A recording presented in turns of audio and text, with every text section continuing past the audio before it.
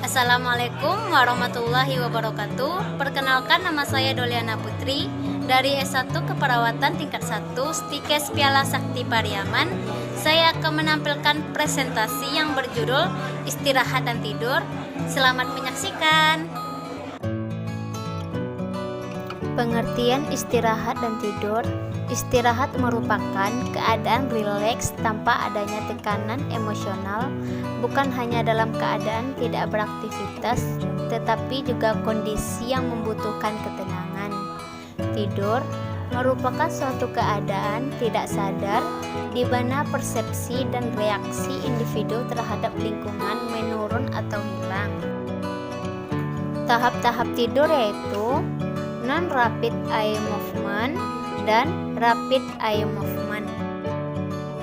Istirahat dan tidur adalah kebutuhan dasar yang mutlak harus dipenuhi oleh semua orang. Istirahat dan tidur yang cukup akan membuat tubuh baru dapat berfungsi secara optimal. Tahap non-rapid eye movement terdiri dari gelombang alfa dan beta. 4 tahap gelombang alfa dan beta yaitu terbentuknya gel alfa dan theta, transisi antara tidur dan terjaga, kelopak mata membuka, bola mata bergerak atas dan bawah, berlangsung 10 menit, tidur ringan.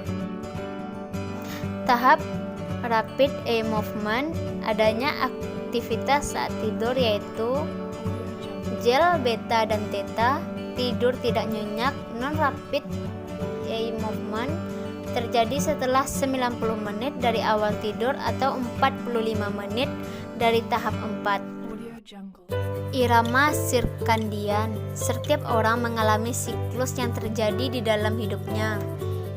Irama sirkadian diurut berasal dari bahasa Latin sirsa yaitu tentang dan dies yaitu hari. Irama sirkadian berarti siklus 24 jam siang dan malam.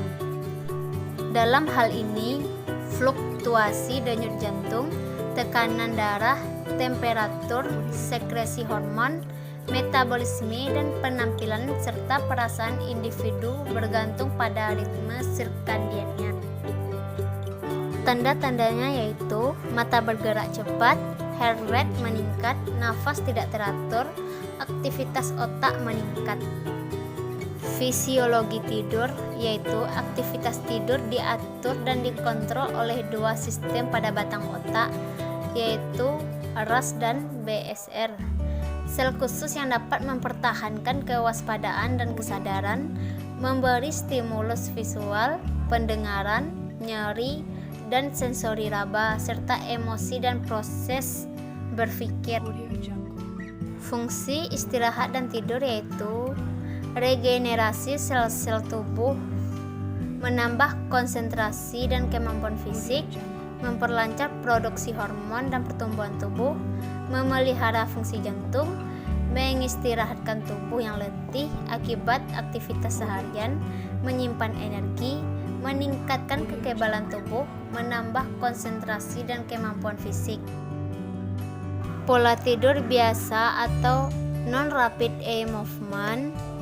Tanda-tanda tidur non-rapid eye movement adalah mimpi berkurang, keadaan istirahat atau otot mulai berelaksasi, tekanan darah turun, kecepatan pernafasan turun, metabolisme turun, gerakan mata lambat. Faktor-faktor yang mempengaruhi istirahat dan tidur yaitu yang pertama penyakit. Seseorang yang mengalami sakit memerlukan waktu tidur lebih banyak daripada yang normal. Yang kedua, lingkungan. Pasien yang biasa tidur pada lingkungan yang tenang dan nyaman, kemudian terjadi perubahan suasana seperti gaduh, maka akan menghambat tidurnya. Yang ketiga, motivasi. Motivasi dapat mempengaruhi tidur dan dapat menimbulkan keinginan untuk bangun dan waspada menahan kantuk.